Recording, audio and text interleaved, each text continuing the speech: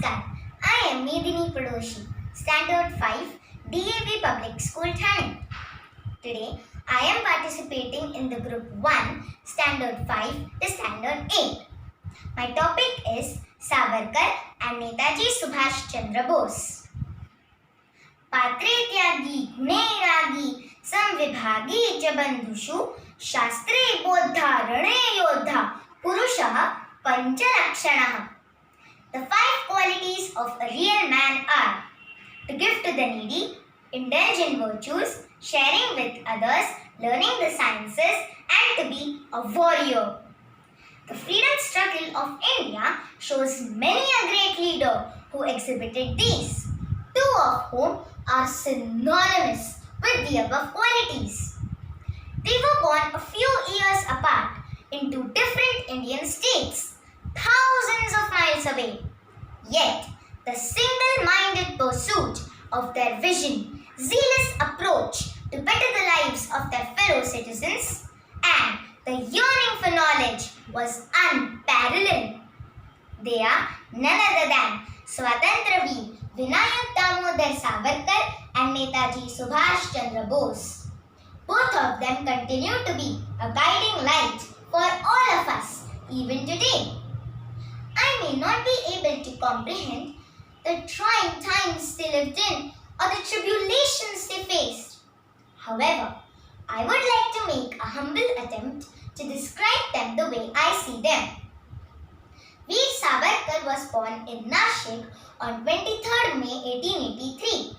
Netaji was born in Odisha on 23rd January 1897.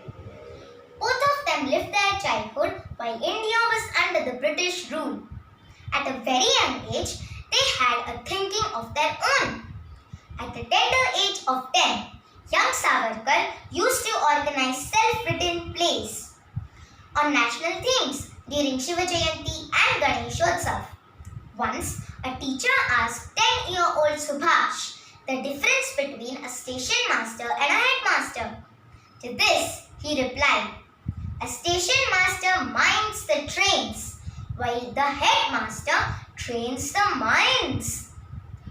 It was the yearning for knowledge that led both of them to pursue their education. Veer Savarkar studied at Ferguson College and pursued law from England. Netaji, on the other hand, appeared for civil services exams and stood fourth in the merit.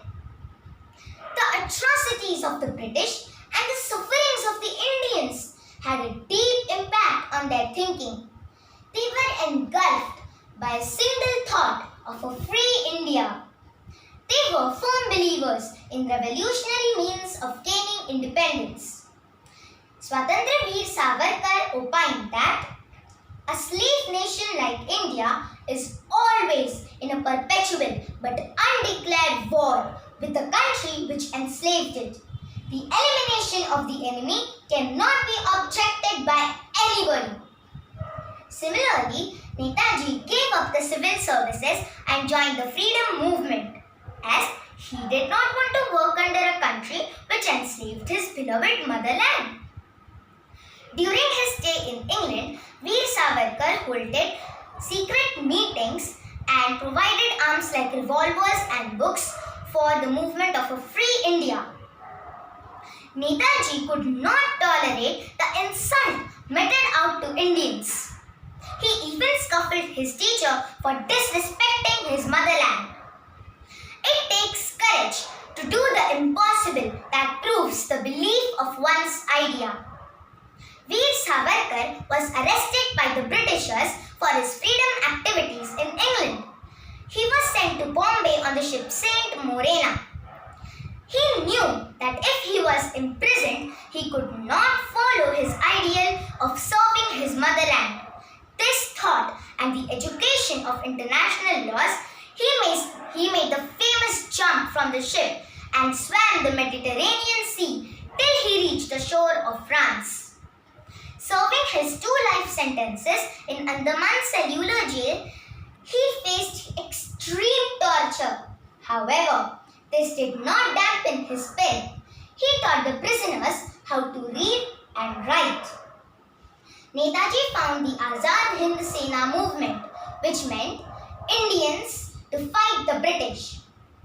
He called young Indians, men and women alike, to defeat the British. This was the time of World War II. So he decided to take the help of Russian, German and Japanese forces for this cause. Staying on the Indian soil could not take him any help. So he disguised himself as a Pathan and went to Afghanistan, which was a neutral country during World War II. Hence, the Britishers could not trouble him there. From there, he went to Germany and to Russia. Then he sought advice of these three forces to fight against the British. Both of them were prolific orators and writers too. Hence, for them it worked, a pen is mightier than a sword. Netaji's "Tum mujhe khoon do, main tumhe azadi dunga" made thousands join the freedom movement. Similarly, Veer Savarkar's poems like "Name as a Sine" made everyone filled with patriotism. Calmness in preparation, boldness in execution.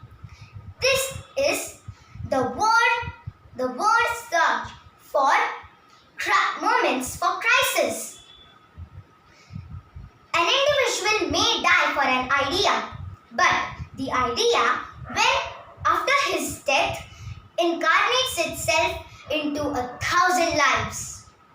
These quotes by Veer Savarkar and Netaji respectively show what great leaders they were. It is our moral duty to learn about these brave souls. We must follow their teachings, ideals and qualities. And we must never forget, patriotism and love for the motherland is supreme forever. Jai Hind!